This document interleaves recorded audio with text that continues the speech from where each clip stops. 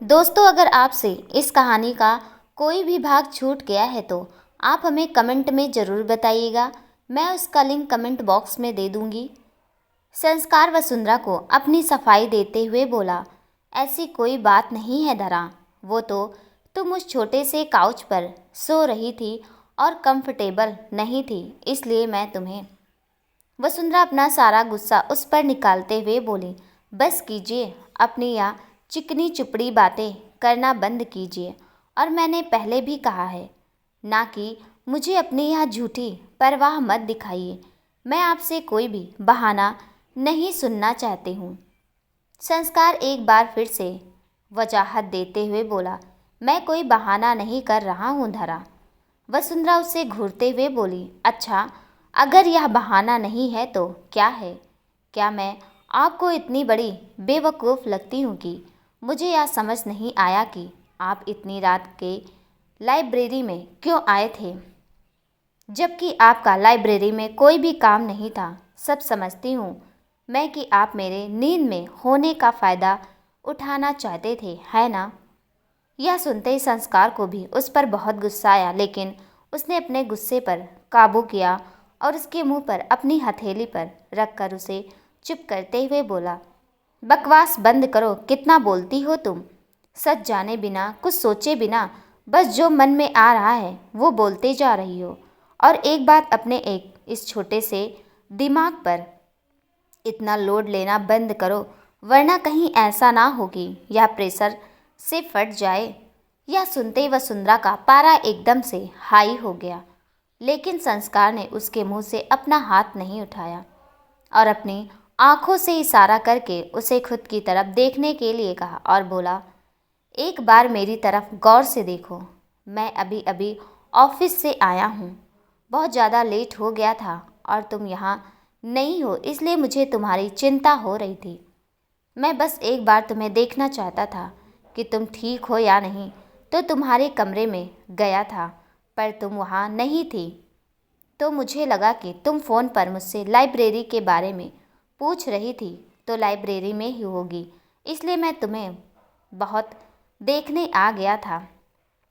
और अगर मैं टाइम पर आकर तुम्हें नहीं रोकता तो तुम शायद ज़मीन पर गिरी पड़ी होती। और मुझे तुम्हें लेकर गोद में चलने का कोई शौक़ नहीं है, लेकिन मैं नहीं चाहता था कि रात में तुम फिर ज़मीन से गिर जाओ, इसलिए तुम्हें वहाँ से उठाकर तुम्हारे कमरे में ला रहा था।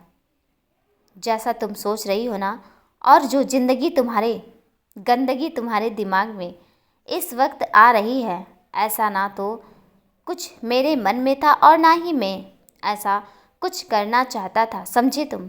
अपने छोटे से दिमाग पर ज़्यादा जोर देना बंद करो और आराम से सो जाओ। संस्कार ने अपनी बात एक ही सांस में बिना रुके कह दी थी और वसुंधरा को देखे जा रहा था।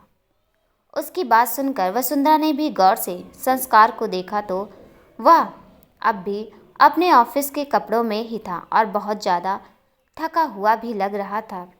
वह उसे बहुत कुछ कह चुकी थी, जिसकी वजह से अब उसे खुद भी बुरा लग रहा था, लेकिन इस तरह से वह हार नहीं मानना चाहती थी।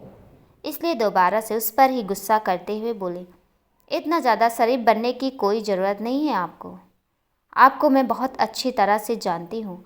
आप जो या मेरा ख्याल रखने की या मेरी ज़िंदगी को संवारने की एक्टिंग कर रहे हैं ना, इसे बंद कर दीजिए, क्योंकि शायद आप इस बात को भूल गए हैं कि मेरी ज़िंदगी को बर्बाद करने वाले भी आप ही हैं। अब संस्कार के पास कहने के लिए कुछ भी नहीं था। बार बार वह जितनी ज़्यादा कोशिश अपने रिश्ते को सुधारने की कर रहा था, वसुंधरा अपनी बातों से उसकी कोशिश को एक पल में ही नाकामयाब कर देती थी।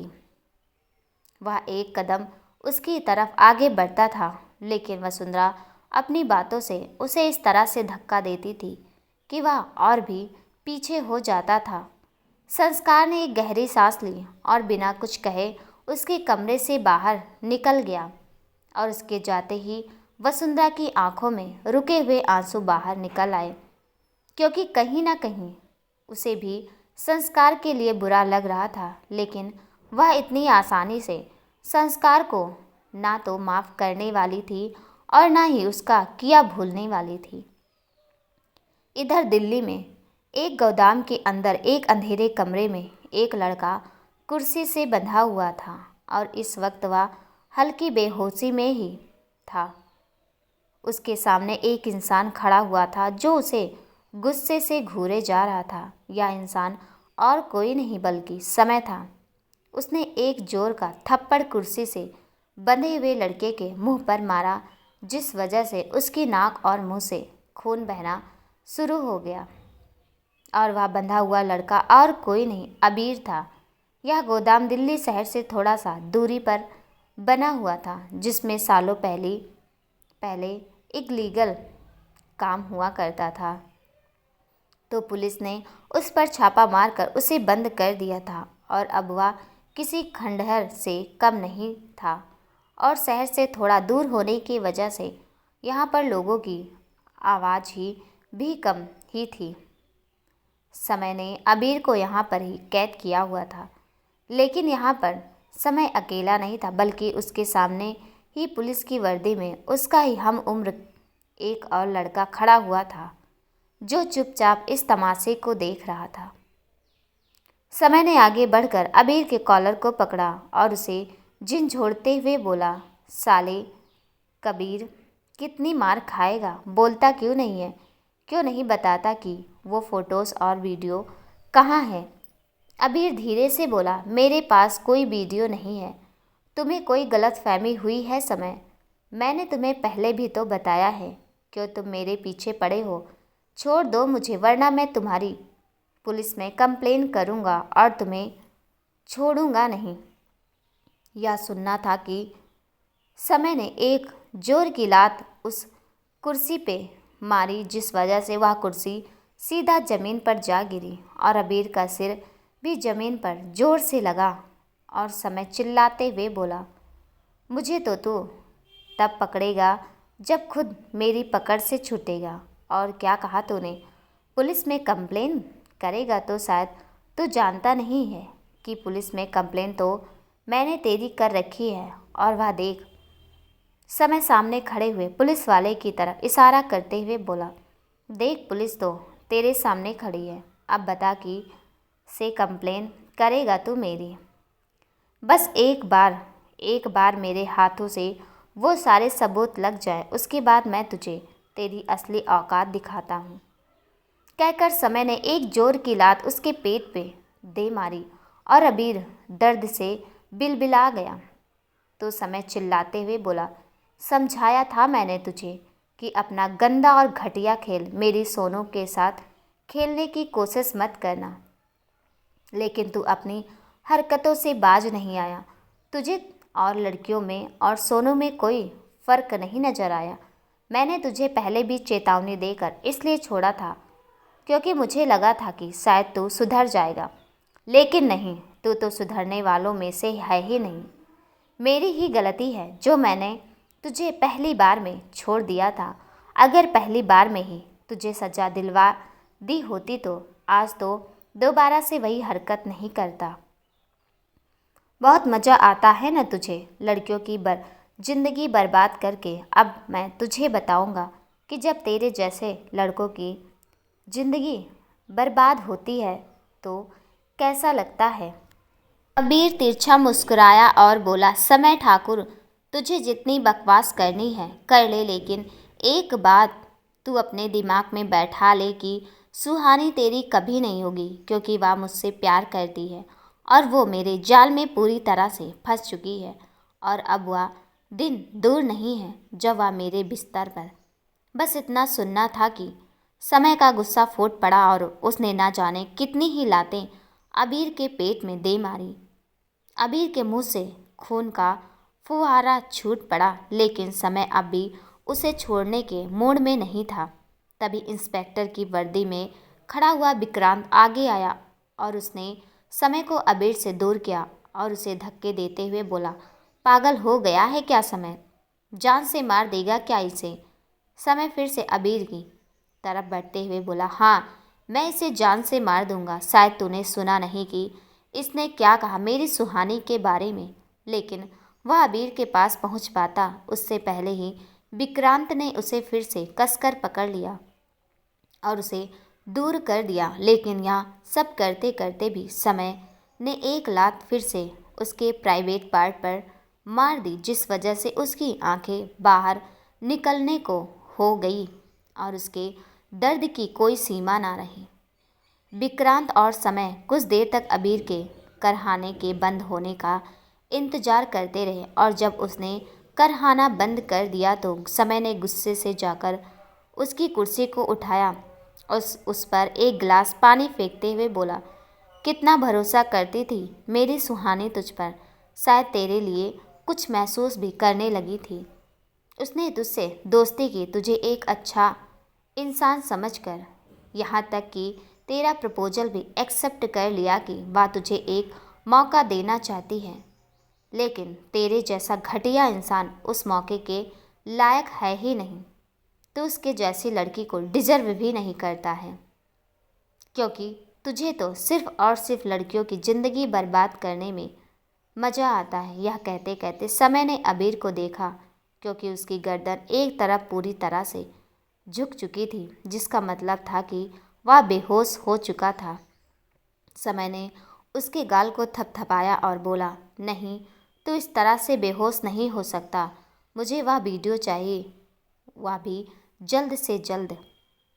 वह उसके गाल को थपथपाते रहा, लेकिन वह होश में आया ही नहीं, क्योंकि अबीर पूरी तरह से बेहोश हो चुका था। विक्रांत उसके पास आया और उसके कंधे पर हाथ रखते हुए बोला, इस तरह से जोश में होश खोने से कुछ नहीं होगा समय। जब हमने इतना इंतजार किया है तो हमें आगे भी इंतजार करना होगा। यह सुनते समय ने गुस्से में अपना हाथ वहां लगी हुई कांच की खिड़की पर दे मारा, जिस वजह से उस खिड़की का कांच टूटकर बिखर गया और उस कांच के टुकड़े उसकी हथेली के पिछले हिस्से में भी लग गए। ये देखकर विक्रांत ने जल्दी से उसका हाथ पकड़ा और उसे देखते हुए बोला, पागल हो गया है क्या तू? यह क्या हरकत है? इस तरह से खुद को चोट पहुंचाकर क्या साबित करना चाहता है? क्या इससे किसी मसले का हल निकाला जा सकता है? समय ने झटके से उसके हाथ से अपना हाथ खींचा और बोला, मेरी चिंता मत कर, मैं ठीक हूँ। बस तू इसका मुंह खुलवा किसी भी तरीके से, क्योंकि मैं बहुत ज़्यादा दिनों तक इसे इस तरह से नहीं रख सकता हूँ। तू भी जानता है कि तेरी नौकरी को भी बहुत बड़ा खतरा है, क्योंकि तूने भी इसे यहाँ रखने में मेरी गैर कानूनी तौर पर मदद की है और मैं नहीं चाहता कि मेरी वजह से तुझ पर या तेरी नौकरी पर कोई भी आँच आए। विक्रांत समय को अपने गले से लगाते हुए बोला, पागल हो गया है क्या? कैसी बातें कर रहा है? हम दोनों की दोस्ती के बीच में यह सब बातें कब से आ गई? तो चिंता मत कर, इसके जैसों का मुँह खुलवाना मुझे बहुत अच्छी तरह से आता है। मैंने एक प्लान बनाया है और अब बस इसके होश में आने का इंतज़ार है, क्योंकि मुझे पूरी उम्मीद है कि इस बार यह अपना मुंह खोलेगा ही खोलेगा। समय ने उसे उम्मीद भरी नज़रों से देखा और बोला, आई होप सो, ऐसा ही हो जैसा तूने सोचा है। विक्रांत ने उसके कंधे पर हाथ रखा और उससे बोला, देख समय, मैं अच्छी तरह से जानता हूँ कि तू इस वक्त बहुत परेशान है, लेकिन तू मेरी बात ध्यान से सुन। मैंने गैर कानूनी तौर पर तेरी मदद सिर्फ और सिर्फ इसलिए की है क्योंकि बात यहाँ पर सुहानी भाभी और भी लड़कियों की इज्जत की है। अगर यह केस पुलिस स्टेशन में दर्ज हो जाता तो यह बात मीडिया में आए बिना नहीं रह सकती, और फिर ऐसे वीडियोस कब वायरल हो जाए या पता नहीं चलता।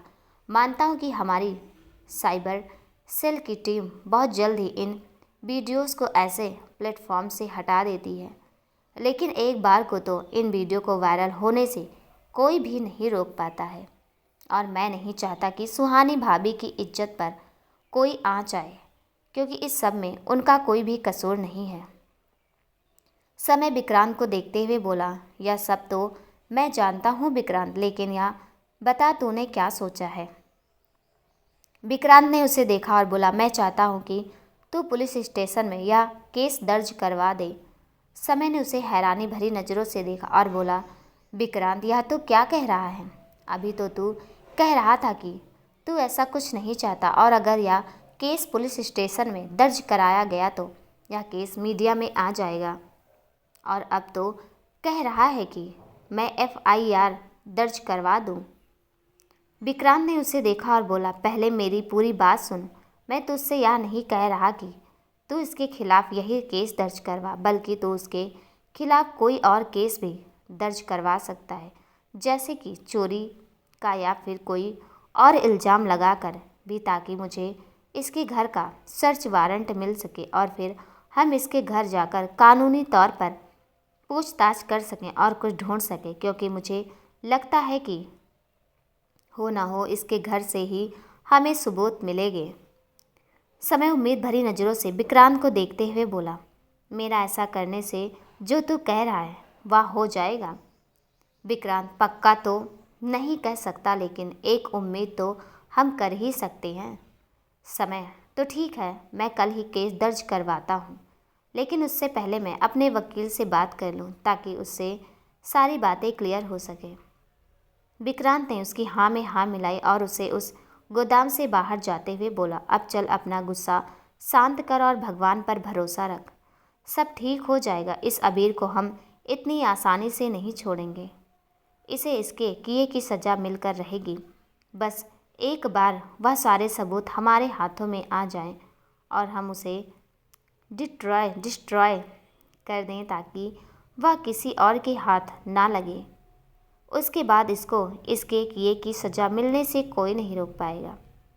उसकी बात सुनकर समय भी मुस्कुरा दिया तो विक्रांत बोला, अब चल तुझे घर छोड़ देता हूँ। वैसे भी तेरे हाथ में चोट लगी है और मैं जानता हूँ तू मुझसे तो मरहम पट्टी नहीं करवाएगा, लेकिन घर जाकर भाभी से तो करवाएगा ना। उसकी बात सुनकर संस्कार खुद को मुस्कुराने से रोक नहीं पाया और वह दोनों दोस्त बाहर निकल गए। समय और विक्रांत दोनों ही जाकर गाड़ी में बैठ गए और विक्रांत ने कार स्टार्ट की, लेकिन तभी समय विक्रांत से बोला, यार मेरा अभी घर जाने का मन नहीं है, चल ना आज थोड़ा सा एंजॉय करते हैं। विक्रांत ने हैरत भरी नज़रों से उसे देखा और मुस्कुराते हुए बोला, यह क्या कह रहा है तू? यह लाइन तो हमेशा मेरी होती है और तू मना करता रहता है और आज तू ही कह रहा है। वैसे तो लोग शादी के बाद सुधर जाते हैं, लेकिन तू तो शादी के बाद बिगड़ रहा है। लगता है भाभी ने तुझे कुछ ज़्यादा ही छूट दे रखी है। यह कहकर विक्रांत ज़ोर से हंस दिया, लेकिन जब समय ने उसे घूरा तो वह बात बदलते हुए बोला, अच्छा ना यार, अब नहीं कह रहा कुछ, लेकिन आज तूने ऑफ़र किया है तो चल, आज तो जश्न करना बनता ही है। कहकर उसने अपनी कार एक बार की तरफ मोड़ ली। थोड़ी देर बाद वो दोनों एक टेबल पर आमने सामने बैठे थे और उनके सामने शराब के गिलास रखे थे। समय के हाथ में उसका फ़ोन था और वह अपने फ़ोन की स्क्रीन पर लगी हुई सुहानी की तस्वीर को देख रहा था। वह जानता था कि उसने यह शादी ज़बरदस्ती की है, उसे ब्लैकमेल करके की है और इस वजह से वह उसे बहुत नफ़रत भी करती है, लेकिन ऐसा करने की उसे सख्त ज़रूरत थी और उसके पास एक वाजिब वजह भी, और उसे ऐसा करने का कोई पछतावा भी नहीं था। वह जानता था कि सुहानी उससे प्यार करती है, आज से नहीं बल्कि 4 साल पहले से, लेकिन 4 साल पहले जो हालात बने इस वजह से उसे ज़बरदस्ती अनन्या से सगाई करनी पड़ी। लेकिन फिर उसने वह सगाई तोड़ दी थी जब उसने उसके सामने अनन्या की सारी हकीकत आई तो। लेकिन सुहानी तो इस सब बातों से पूरी तरह अनजान थी। उसे तो समय सिर्फ एक धोखेबाज लगता था जिसने उसका दिल तोड़ा था, और इसलिए ही सुहानी के दिल में इस वक्त समय के लिए नफ़रत थी। लेकिन इस नफ़रत के पीछे कहीं ना कहीं उसका वह प्यार भी दबा हुआ था, जिसे कुछ भी करके समय को बाहर निकालना ही था। समय एक के बाद एक गिलास पी चुका था और उसे अब हल्का सा नशा भी होने लगा था। वो नशे की हालत में विक्रांत से बोला, मैं जानता हूँ यार कि वह मेरे इस तरह के बिहेवियर की वजह से मुझसे नफ़रत करती है और चाहती है कि मैं वह उस अबीर को जल्द से जल्द छोड़ दूँ, लेकिन मैं उस अबीर को इतनी आसानी से छोड़ने वाला नहीं हूँ। मेरी सुहानी उसे बहुत अच्छा इंसान समझती है, जबकि वह तो सच में एक बहुत ही घटिया और कमीना इंसान है। वह हमेशा सुहानी के सामने बहुत ही मासूम बन कर रहा। उसने सुहानी को कभी यह लगने ही नहीं दिया कि वह उसका फ़ायदा उठाने की कोशिश कर रहा है। वह हमेशा उसके साथ ऐसे रहा जैसे उससे अच्छा इंसान तो इस दुनिया में और कोई है ही नहीं। और वह पागल लड़की उसे तो जैसे कुछ समझ में आता ही कहाँ है। वह तो वो किसी को भी अपना दोस्त बना लेती है, बिना उसके बारे में कुछ जाने और सोचे। विक्रांत ने उसके हाथ पर हाथ रख दिया तो समय अपनी बात जारी रखते हुए बोला, तू नहीं जानता विक्रांत कि वो कितना है। वह तो उसे ब्लैकमेल करना चाहता है, जानता है तू। उसने उसकी वीडियो बनाई। वह उसे खुद एक मॉल में लेकर गया और फिर उसने वहाँ के चेंजिंग रूम में अपना फ़ोन रख दिया और उसे सुहानी की वीडियोस भी रिकॉर्ड की, ताकि वक्त आने पर वह उन वीडियोस का सहारा ले सके और सुहानी का फ़ायदा उठा सके। हालांकि विक्रांत सुहानी और समय के बारे में सब कुछ जानता था और साथ ही अमीर के बारे में भी, क्योंकि इस समय उसे पहले ही सब कुछ बता चुका था। लेकिन इस वक्त समय बहुत ज़्यादा परेशान था और विक्रांत चाहता था कि वह अपने मन की बात उससे कहकर अपने मन को हल्का कर ले, इसलिए वह चुपचाप समय की बात सुन रहा था। विक्रांत समय को समझाते हुए बोला, लेकिन तू है ना सुहानी भाभी के साथ में, देखना तुझे वक्त रहते सब कुछ पता चल गया और तूने बिना उसकी जानकारी में आए हुए उन्हें उस कबीर के चुंगल से बचा भी लिया। समय उदास होते हुए बोला, अभी कहाँ यार, जब तक वह वीडियो उसके पास है तब तक तो नहीं ना।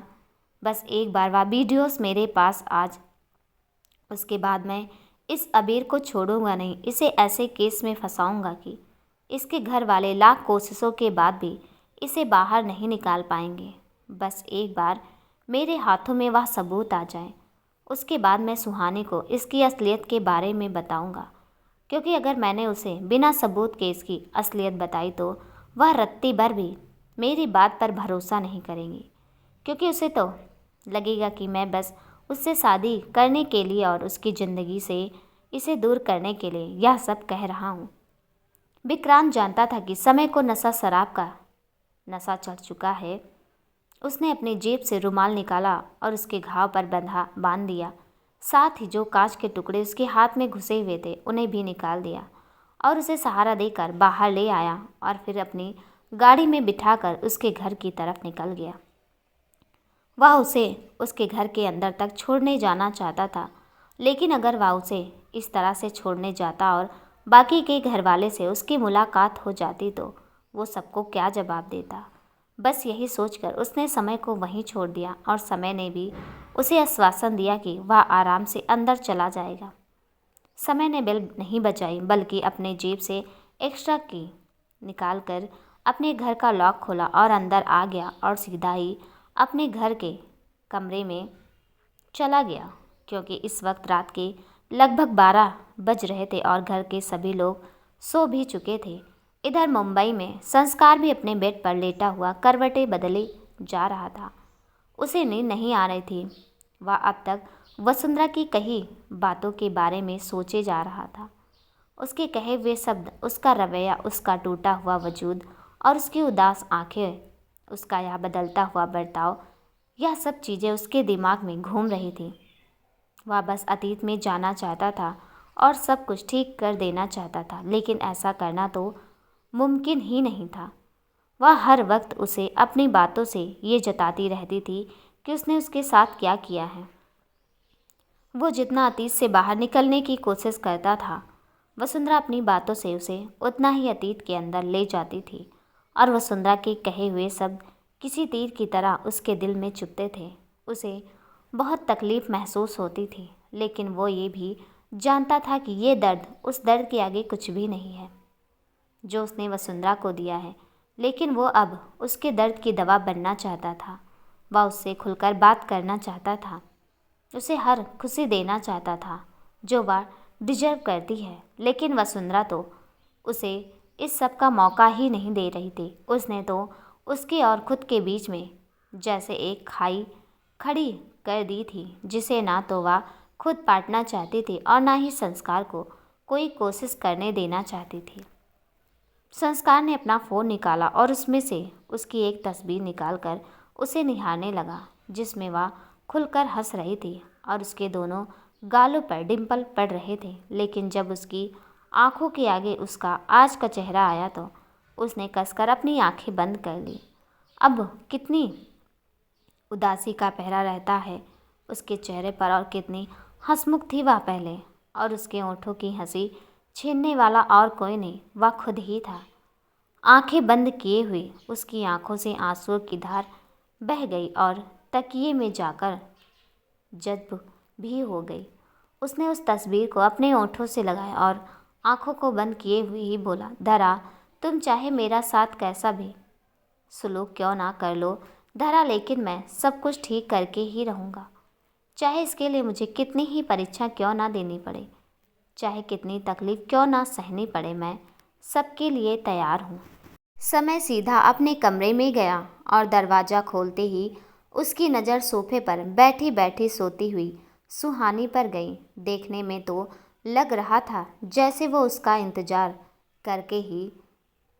करते करते ही वहाँ सो गई है। कमरे में बहुत तेज रोशनी नहीं थी और उसके चेहरे पर हल्की हल्की रोशनी पड़ रही थी, क्योंकि कमरे में डिम लाइट जल रही थी और उस रोशनी में ही उसका चेहरा बेहद खूबसूरत लग रहा था। सुहानी कोई पतली दुबली और बहुत ही खूबसूरत लड़की तो नहीं थी, लेकिन वह क्यूट और मासूम बहुत ज़्यादा थी। और सबसे बड़ी बात कि वह समय का प्यार थी। समय तो उसकी मासूमियत और बेबाकी पर पहली ही नज़र में अपना दिल हार गया था, और शायद इसलिए ही उसने उससे दोस्ती की थी। और आज उसकी वो दोस्त, उसका प्यार, उसकी पत्नी बनकर उसके सामने सो रही थी।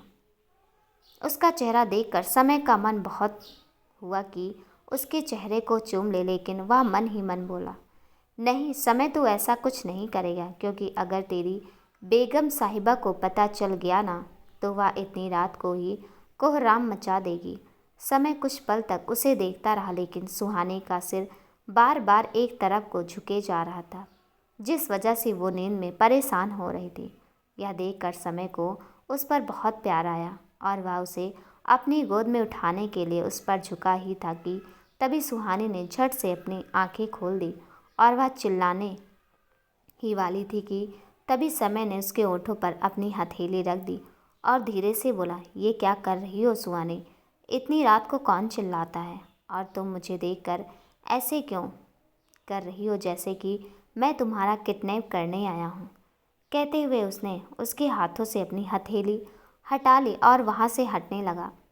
वह मुड़ा ही था कि तभी सुहानी की नज़र उसके हाथ पर गई, जिस पर सफ़ेद रुमाल बंधा हुआ था, लेकिन अब वह खून में भीगकर काफ़ी हद तक लाल हो चुका था। यह देखते ही सुहानी की नींद आंखें झट से पूरी तरह से खुल गई और उसने उसकी हथेली थाम ली और बड़ी ही फिक्रमंद आवाज़ में बोली, ओ माय गॉड समय, या तुम्हें क्या हुआ? तुम्हें तो चोट लगी है। जैसे सुहानी ने आगे बढ़कर उसकी हथेली थामी तो समय की तो जैसे सांसें ही रुक गई। ये पहली बार था जब वो उसकी सच में फ़िक्र कर रही थी और उसने आगे बढ़कर खुद उसका हाथ थामा था। उसने मुड़कर सुहानी की तरफ देखा, जिसके चेहरे पर उसके लिए फ़िक्र साफ साफ नज़र आ रही थी। वो एकटक उसके चेहरे को देखकर जा रहा था, जबकि सुहानी की नज़रें उसके हाथ पर बनी हुई थी। तभी सुहानी की आवाज़ उसके कानों में पड़ी और वह हकीकत की दुनिया में वापस आया। समय, बोलो ना, यह सब कैसे हुआ? समय को फिर से सुहानी का बार बार अबीर की फ़िक्र करना याद आ गया और उसने उसके हाथों को हटाकर अपनी हथेली वापस खींची और बोला, कुछ नहीं हुआ है, मैं बिल्कुल ठीक हूँ। सुहानी ने वापस से उसका हाथ पकड़ा और उसके हाथ पर बंधा हुआ रुमाल खोलते ही बोली, नहीं, तुम ठीक नहीं हो समय। देख भी रहे हो कि कितनी चोट लगी है तुम्हें और कितना खून बह रहा है, और तुम हो कि समय उसकी बात काटते हुए नाराज़गी भरी आवाज़ में बोला, तुम्हें मेरी परवाह करने की कोई ज़रूरत नहीं है सुहानी, सो प्लीज़ यह झूठा कंसर्न दिखाना बंद करो। मैं अच्छे से जानता हूँ कि तुम्हें मेरी किसी भी चोट और तकलीफ से कोई फ़र्क नहीं पड़ता है। अगर तुम्हें फ़र्क पड़ता है तो सिर्फ खुद से, इसलिए प्लीज़ स्टॉप ऑल दिस, कहकर उसने अपनी हथेली दोबारा से वापस खींच ली और सुहानी वहीं बैठी रह गई। सुहानी को समय का बर्ताव देखकर बहुत ज़्यादा गुस्सा आया और उसे बहुत कुछ कहना चाहती थी, लेकिन तब तक तो समय अपने कपड़े लेकर बाथरूम में घुस चुका था और सुहानी पीछे से उसे गुस्से से देखे जा रही थी। सुहानी बाथरूम के बंद दरवाजे को देखते चिल्ला कर बोली, इतना एटीट्यूड दिखाने की कोई ज़रूरत नहीं है समय। तुम्हें चोट लगी है, बस मैं इसलिए तुम्हारी परवाह कर रही हूँ, और यह कोई तरीका नहीं है बर्ताव करने का। तुम्हें चोट लगी है और तुम्हें मरहम पट्टी की ज़रूरत है, और तुम हो कि बेकार की बातें लेकर बैठ गए हो। बाहर निकलो बाथरूम से और मुझे तुम्हारी ड्रेसिंग करने दो, समझे तुम। सुहानी बाथरूम का दरवाज़ा पीटते हुए बोली। उसकी आवाज़ वाकई में बहुत तेज़ थी। समय ने अपने कान में अपनी उंगली डाली और वो भी अंदर से चिल्लाते हुए बोला, प्लीज़ सुहानी, शोर मचाना बंद करो, सब लोग सो रहे हैं, कुछ तो सोचा करो यार, कहकर वो फिर से चेंज करने लगा और उसने सुहानी को पूरी तरह से इग्नोर किया। थोड़ी देर बाद वह बाहर आया तो सुहानी दरवाजे के बाहर ही टहल रही थी। उसे आता देखकर सुहानी ने उसकी कलाई फिर से पकड़ ली और बोली, समय प्लीज़ बच्चों की तरह बर्ताव करना बंद कर दो और मेरी बात सुनो, कहकर वह उसे खींचते हुए बेड पर लेट गई और उसे बिठाते हुए बोली, यहाँ पर चुपचाप बैठो और हिलने की कोशिश भी मत करना। इधर मुंबई में संस्कार के कमरे में संस्कार को नींद नहीं आ रही थी। वह बार बार वसुंधरा की कही हुई बातों को ही सोचे जा रहा था। उसे समझ नहीं आ रहा था कि किस तरह से वह वसुंधरा की नाराज़गी को दूर करे, लेकिन इस वक्त उसका दिमाग भी काम नहीं कर रहा था। तो उसने सोचा कि क्यों ना वह कॉफ़ी पी ले। यह सोचकर वह सीढ़ियों से उतरकर नीचे आया और उसे घर की तरफ बढ़ गया, लेकिन जैसे ही वह किचन में आया तो उसने देखा कि वहाँ पर वसुंधरा पहले से मौजूद है। वो वहीं फ्रिज के पास खड़ी पानी पी रही थी। किसी की आहट सुनकर वसुंधरा ने पीछे मुड़कर देखा और संस्कार को देखते ही उसके चेहरे के एक्सप्रेशन पल में बदल गए।